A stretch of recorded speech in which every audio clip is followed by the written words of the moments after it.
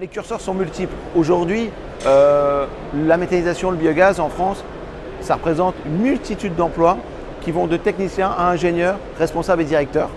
Et l'ensemble des acteurs ici présents ont besoin de ces compétences-là.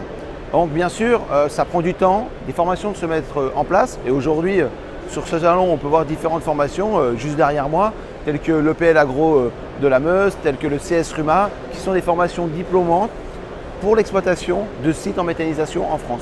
Donc ce sont des diplômes qui ont été créés ces dernières années. C'est concret, c'est réel, avec un emploi à la clé.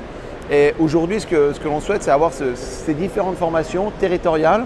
Et donc on a besoin de jeunes. S'ils veulent aujourd'hui travailler dans des projets qui ont du sens, dans des projets des énergies vertes, dans des projets qui vont pouvoir avoir un impact positif aussi bien sur les énergies que sur l'emploi, aujourd'hui la méthanisation a toute sa place dans le paysage français. Aujourd'hui, c'est une filière qui recrute et en plus qui sont des emplois non délocalisables avec une visibilité long terme et en plus avec de l'innovation et de la technologie pour l'avenir. Donc aujourd'hui, ces trois ingrédients sont là et donc avec des emplois pérennes. Et aujourd'hui, ça assure une stabilité aussi bien pour les jeunes que pour les personnes en reconversion. Aujourd'hui, Borea, qui a été fondé en 2016, est un acteur de la recherche de talents et de mettre en adéquation des compétences des candidats avec les attentes de nos clients, de nos porteurs de projets, de nos entreprises en France et à l'international. Donc aujourd'hui, c'est faire ce lien. Et donc ce lien, il se fait à Borea, mais aussi avec la biogaz Vélé, avec les différents acteurs du secteur, les différents clubs du biogaz et de la méthanisation. Donc ce qui est important, c'est que tout ça doit être uni. Et pourquoi aussi je suis impliqué dans la filière, c'est que je suis aussi exploitant agricole. Donc j'ai une exploitation dans l'est de la France, près de Nancy. J'ai vu pousser ces méthaniseurs en France parce qu'à côté de mon exploitation, il y a 12 ans, il y a commencé à avoir les premiers sites.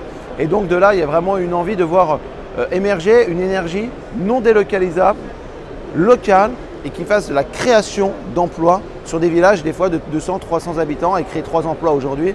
C'est complètement dans le sens de l'histoire et dans ce qu'on souhaite pour le développement de notre pays en termes aussi d'indépendance énergétique.